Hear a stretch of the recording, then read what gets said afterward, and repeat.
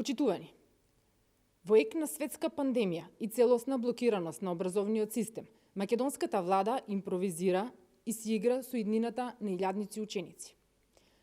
ВМРО ДПМН веќе една недела алармира за потребата од дитни мерки за настав на образовниот процес, а власта не презема ништо. Немаме време за импровизација. Иднината на илјадници ученици зависи од одлуките што ќе бидат донесени во наредните неколку дена. ВМРО ДПМН бара итно укинување на државната матура за учебната 2019-2020 година за сите ученици.